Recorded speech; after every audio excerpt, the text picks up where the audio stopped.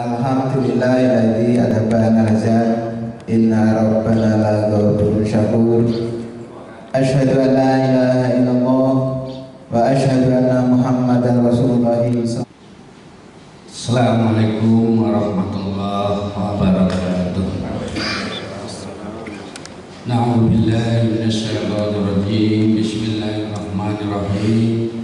Alhamdulillahi rabbil alamin, hamdan syakirin, hamdan na'imin, hamdan yuafi ni'amahu wa yukafi mazidah.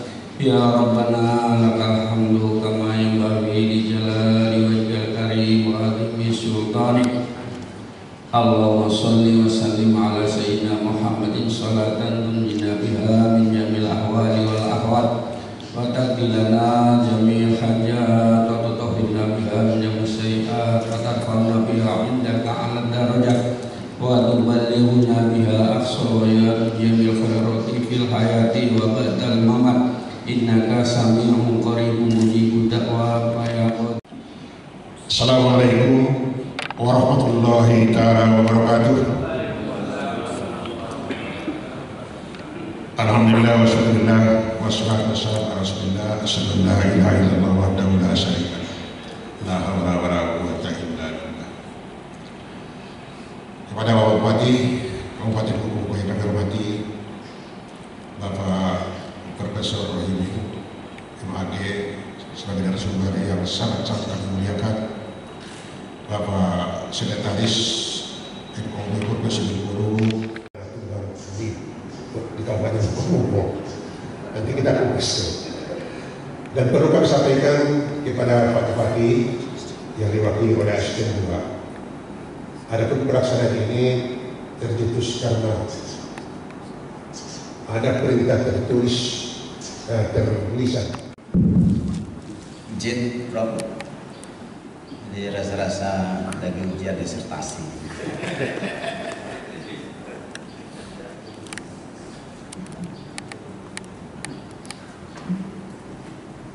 Jadi ingat 2014 dulu ujian sidang tertutup untuk mendapat doktoral. Terakhir saya dihadapkan dengan profesor. Jadi izin dulu sebelum kita menyampaikan sambutan dari Pak Bupati, ada perasaan, ya itulah kalau menghadapi guru besar itu down kita. Walaupun kapasitas saya ini sebagai bupati sekarang ini, tapi tetap aja lah yang namanya profesor, ya kita mahasiswa. Baik, assalamualaikum warahmatullahi wabarakatuh. Alhamdulillahirrahmanirrahim. Mari kita sama-sama panjatkan puji syukur kita kepada Allah Subhanahu wa Ta'ala. Allah pemilik langit dan bumi, Allah berlaku kehendaknya.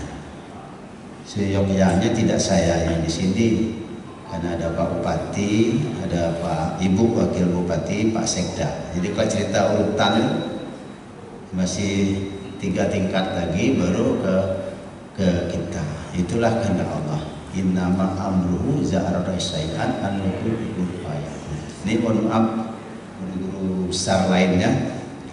Jadi saya agama ini baru mulai, Prof. Nah, guru saya di sini ada Pak Tunggang tahun 2003 dulu, ada Pak Kasan, ada Pak Zainal, Pak Mediartono, Pak Komnang, dan lain-lainnya.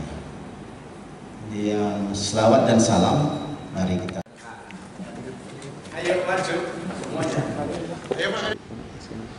Bismillahirrahmanirrahim. Assalamualaikum warahmatullahi wabarakatuh. Alhamdulillahirabbil alamin. Assalatu wassalamu ala asyrafil mursalin sayyidina maulana Muhammadin wa ala alihi wa sahbihi ajmain, amma ba'du. Alhamdulillah, syukur pagi hari ini menjelang siang, nikmat kita yang paling besar adalah sehat walafiat dan kesempatan untuk kita bersilaturahmi pada pagi ini. Salawat beriring salam kepada junjungan kita Nabi besar Muhammad sallallahu alaihi wasallam. Jadi saya sebelum memulai sedikit memberikan pencerahan, jadi tidak memberikan atau menggurui, hanya memberikan pencerahan, artinya sekedar mengingatkan, mengajak kita mengembalikan memori kita terhadap kondisi negara kesatuan Republik Indonesia. Saya perkenalkan diri, sebagian saya lihat ini itu mantan mahasiswa saya dulu dengan Pak Rohimin, beberapa orang di sini sempat jadi ingatan ini mukanya itu kenal tapi nggak ingat namanya. Begitu disebutkan di sini baru tahu, oh iya ya, di situ dulu mahasiswa di situ. Seperti itu. Jadi mohon maaf, bukan apa-apa karena sudah cukup lama kita tidak bertemu. Nama saya Kurnadi Sahab. Jadi dulu pernah menjadi dosen, lalu terakhir ya pejabat kecil-kecilan di Provinsi Bengkulu, sampailah sekarang ini menjadi, kalau orang Malaysia mengatakan pasukan tak berguna, diantaranya saya menjadi anggotanya. Jadi anggota pasukan tak berguna sekarang. Di luar itu sehari-hari atau di lingkungan masyarakat kita tanpa SK itu, dan memang mereka tidak bisa mencabutnya itu. Saya kader Nahdlatul Ulama, gitu. Jadi SK-nya tidak ada, dan tapi tidak bisa dicabut itu, memang sampai itu ya itu kader Nahdlatul Ulama. Saya sekarang ini hadir atas nama Forum Kerukunan Umat Beragama Provinsi Bengkulu. Saya diamanahkan menjadi sekretaris FKUB Provinsi Bengkulu. Ini periode yang kedua. Wah, ini ada teman saya ini, Daud baru datang ini. Saya Oke, Daud. Jadi saya sekretarisnya sudah masuk ke periode kedua sekarang ini. Hadir bersama saya Bendahara FKUB Provinsi Bengkulu, Bapak Dr. Andes Haji Alwi Hasbullah. Pak Rohimin ini ya jabatannya ya profesor, dia direktur pasca sarjana UIN. Tapi struktur FKUB dia menjadi anggota. Ya, anggota FKUB Provinsi Bengkulu. Hadir di sini itu saya lihat di undangannya ketua MUI, seperti itu ya kan? Karena di pundak beliau ini beberapa aspek kemasyarakatan diamanahkan kepada beliau, ya, tentu berdasarkan kapasitas beliau seorang ilmuwan, ya, sekarang menjadi profesor. Yang saya hormati pimpinan daerah yang tadi Bapak Bupati diwakili Pak Asisten sudah keluar, yang saya hormati Bapak Kepala Kementerian Agama Kabupaten Moko-Moko beserta jajarannya, yang saya hormati Bapak Ketua FKUB beserta seluruh anggota, yang saya hormati Bapak-Bapak, saudara-saudara, tokoh masyarakat Kabupaten Moko-Moko. Ini mohon maaf Pak Tunggang, saya agak kaget ini kok dari Polres, dari Kodim, dari Kejari, ya, apa tidak diundang? Polres Pak, Polres ada Pak? Polres, ya maaf, ada ya, mewakili Bapak Kapolres, ya kita hormati. Dari Dandim kan tidak ada, dari ya Kejaksaan Negeri. Jadi dalam peraturan bersama Menteri Bapak Kapolres saya mewakili itu FKUB Kapolres itu forum apa? Porkopinda di kabupaten itu. Jadi Kapolres dan di Kajari itu masuk di jajaran penasihat FKUB. Jadi apapun kegiatan FKUB mereka diundang gitu. Nah, sekretarisnya itu adalah Kepala Kesbangpol, sekretarisnya. Nah, baru jajaran pengurus hariannya ya kita ini para tokoh agama, tokoh masyarakat. Begitu Pak. Jadi mohon maaf ya Bapak Haji ya saya tidak bisa menyebutkan jabatan dan namanya, ya, yang jelas dengan salam takzim menghormati posisi Bapak untuk bisa hadir bersama kita pada hari ini. Baik, saya beberapa hari yang lalu itu ditelepon oleh Pak Tunggang, minta koordinasi dengan Pak Profesor menentukan waktu untuk bisa hadir dalam acara ini. Beberapa hari saya kontak dengan Pak Profesor, akhirnya Pak Profesor menyampaikan kepada saya, kita agendakan pada hari Sabtu tanggal 16. Alhamdulillah sudah bisa hadir. Nah, jadi acara kita memang disebut oleh Ketua FKUB Kabupaten Moko-Moko adalah acara tunggal, yaitu implementasi moderasi beragama. Nah, sekarang gimana moderasi beragama ini dengan FKUB? Saya bertugas untuk menceritakan tentang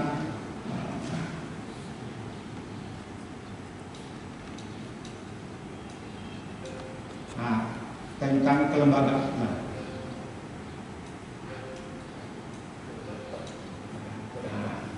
Jadi saya bertugas untuk menceritakan kelembagaan FKUB ini, Pak.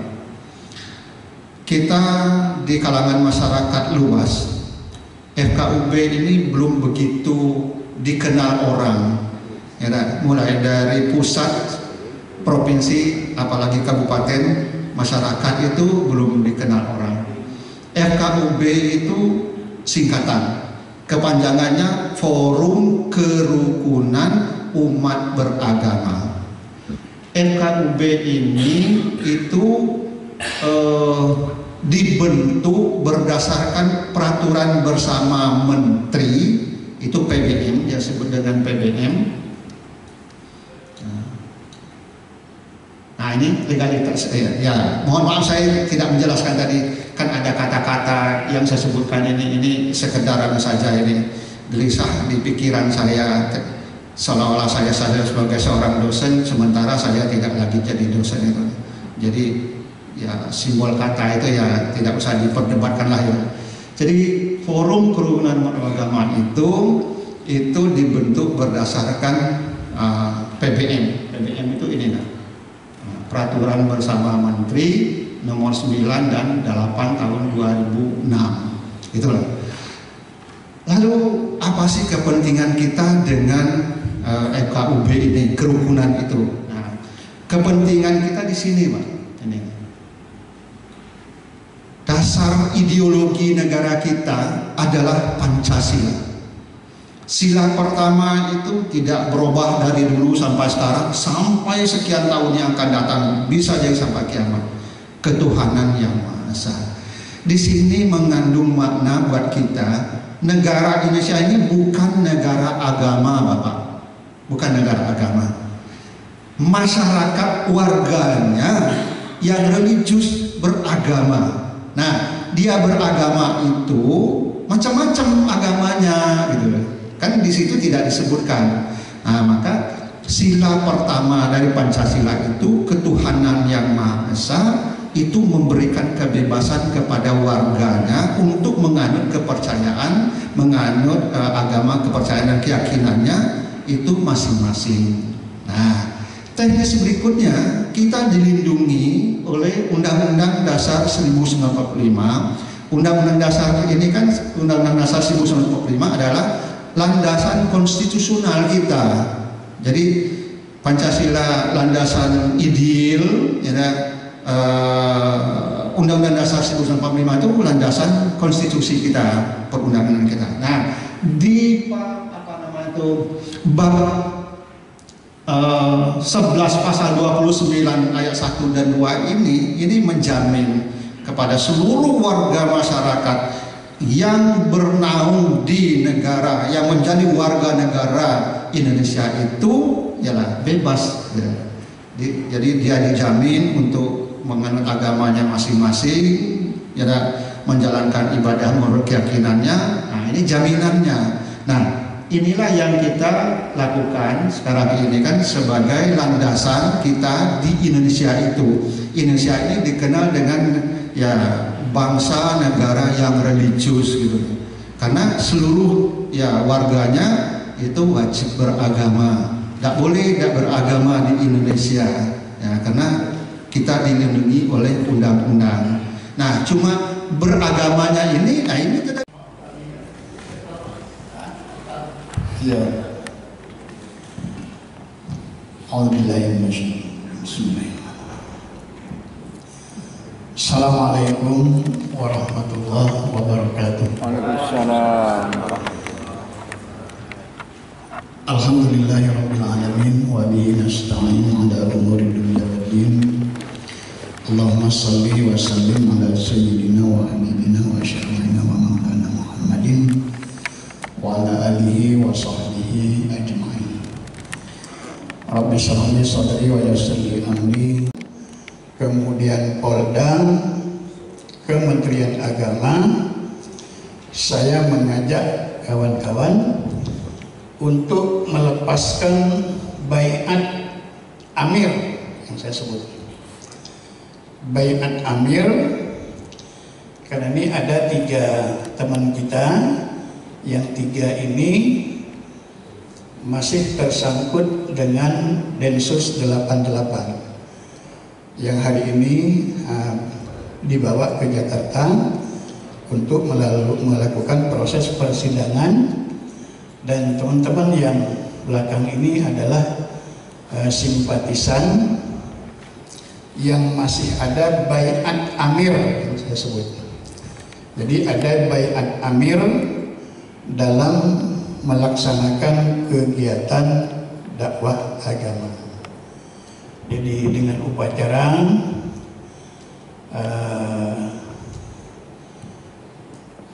ya ini ada upacara cium bendera, kemudian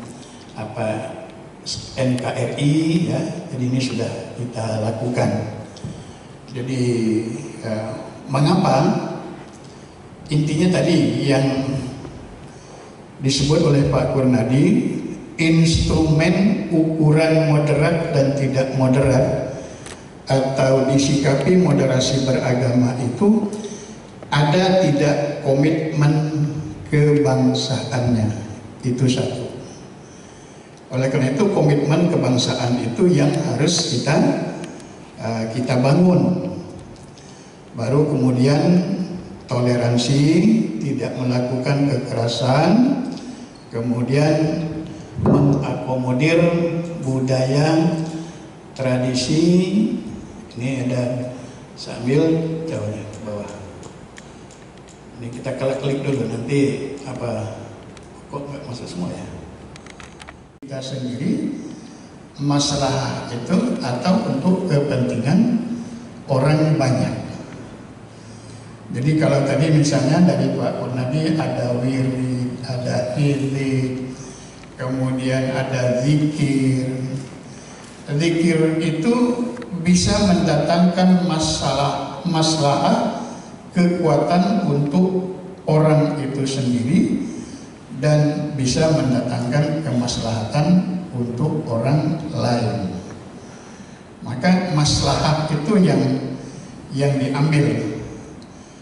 Maka dalam kaidah hukumnya, kalau di situ ada masalah berarti di situ ada hukum Allah. Ainama wujidal maslahah fasamma hukmullah. Kalau di situ ada maslahahnya, maka berarti di situ ada hukum Allah yang coba kita terapkan, kita laksanakan. Kemudian di situ ada budaya, ada tradisi. Ada tradisi, ada budaya. Nah, tradisi budaya itu dalam pengambilan hukum disebut dengan uruf. Uruf. Jadi uruf itu yang sudah disepakati oleh orang. Oleh karena itu para ulama membuat kaidah hukum al-muhafadzah, memelihara, andal qadimis sholeh wal ahdu bil jadidil aslah. Yang lama itu jangan diutak-atik, dijaga, dipelihara. Kalau ada yang lain yang baru, maka itu kita ambil. Kaidah itu tidak cukup sampai di sana. Ada lagi kaidahnya, seterusnya itu adalah jadi al-maslahah ila ma huwal aslah fal aslah summal aslah, itu kaidahnya. Jadi ada inovasi, saya berdialog dengan kawan-kawan di Khilafatul Muslimin. Saya bilang ajak Pak Kajati, ajak Pak Bupati waktu itu, apa sih sebetulnya isu yang santer pada waktu adalah tidak pilkada, tidak mau pilkada. Kita ke sana, kita dialog, kita diskusi apa masalahnya. Nah, kalau masalahnya masalah agama, maka kita berdiskusi, berdialog, mana yang kita bisa lakukan dan mana yang tidak bisa kita tidak lakukan. Nah, cuma ada di PowerPoint, ada perlu cuma nggak terbaca. Nah, inilah kata Pak Purnadi tadi, kalau Pak Praslis ada jangan buat. Di sini ada teman-teman sahabat dari MTA, ada teman-teman sahabat dari LDII, kemudian ada sahabat teman-teman dari Khilafatul Muslimin, ya, kemudian yang lain ada NU, ada Muhammadiyah. Nah, coba kita saling mengenal. Karena kalau kita tidak mengenal, kita akhirnya melakukan kritik tanpa alasan, termasuk apa yang sudah dilakukan masyarakat. Nah, apa yang sudah dilakukan masyarakat, maka itu kita dalami, kita perkenalkan. Tadi saya sholat subuhnya di air rami ya, saya sama-sama berzikir sama kawan-kawan di situ, dan bahkan ada yang berzikir berdoa itu nangis tadi di sana. Ya, begitulah wirid mereka, terus zikir mereka. Nah, jadi mereka punya ketenangan, kenyamanan dengan ada berzikir itu. Bahkan ada yang membaca syair Abu Nawas, Ilahi lastulil firdausi a'la, itu di Kepahyang. Itu rata-rata zikirnya seperti itu. Ada yang berbahasa Jawa. Mereka merasa nyaman, merasa teduh, tenang dengan bacaan zikir wiridnya itu. Nah itu. Jadi memahami, tafahum dalam bahasa ini, tafahum saling memahami dalam beragama itu, apalagi di dalam intiran umat kita beragama, ya, saling memahami. Dan yang ketiga, ta'awun, saling tolong menolong. Dan akhirnya kalau sudah melakukan saling tolong menolong, itu yang disebut dengan takaful, saling melindungi. Nah, sehingga kita tidak membuat stigma kepada orang itu. Dari HTI ada teman HTI, ketemu tadi Pak Purnadi menyetir belum lengkap, nanti mungkin berikutnya. Tidak apa-apa, kami undang lagi nanti, ada bupati, ada Kapolres, ada Kajatinya, ya. Nah, jadi kita sama. Payung besarnya adalah apa, ada nggak sini? Nah ini sudah, nah ini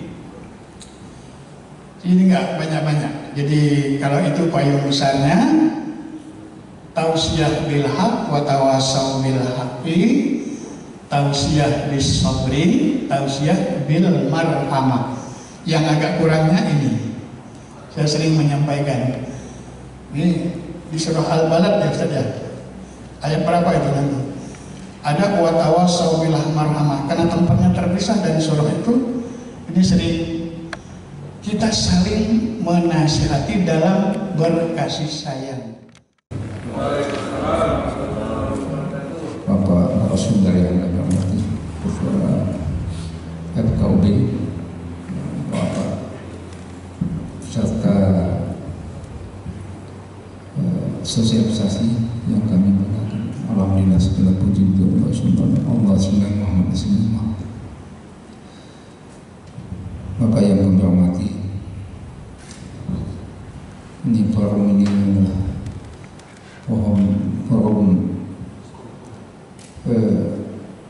menenangkan pikiran kita. Pada forum ini kita tidak ikut agama lain, ini agama Islam. Kita semua sudah tahu hadis Rasulullah SAW bahwa umatku yang terutama ini terpecah menjadi 73 golongan. Satu golongan yang dibenarkan, yaitu ahli sunnah wal jamaah. Adanya golongan-golongan di tengah masyarakat dalam agama Islam ini, itu sudah kita maklumi karena dia punya keyakinan-keyakinan. Apa yang dikatakan oleh Pak Profesor tadi, moderat ini dari dulu sudah moderat. Rasulullah SAW mengajarkan sahabat harus moderat. Tetapi yang diinginkan itu pengamalan agama secara sempurna. Ukuran mengamalkan agama dengan sempurna itu kita semua tahu bahwa ada 5 segi: imaniyah yang baik, budiah baik, muamalah baik, masalah baik, akhlak. Yang kita posisikan sekarang itu muasyarah dan akhlak yang kita butuhkan di tengah masyarakat. Bagaimana melakukan hubungan sosial, bagaimana kita akhlak kita yang baik. Bapak yang kami hormati, sebaiknya kita ada mempunyai komitmen dalam modernisasi agama. Pertama, kalau kita tahu bagaimana kita konsisten mengenai perbedaan hilafiyah itu betul-betul kita perhatikan. Ini kita terjadinya sikap perkataan yang tidak berkenan, ya kami mohon maaf yang sebesar-besarnya. Kepada Allah kami mohon ampun dan kami tutup. Billahi taufiq wal hidayah. Wassalamualaikum warahmatullahi wabarakatuh.